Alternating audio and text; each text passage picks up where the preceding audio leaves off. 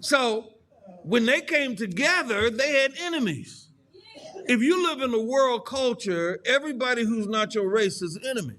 That's the way the world culture is. So he says, those who persecute you, like, for example, your ancestor might have owned a slave. My ancestor might have been a slave.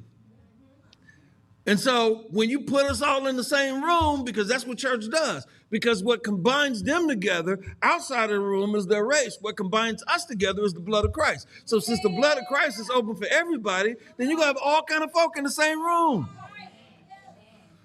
So he says, so whatever you do, even if they persecuted you in the past, if they come in with the persecution attitude, if they come in with all that kind of stuff, he says, don't respond to them that way.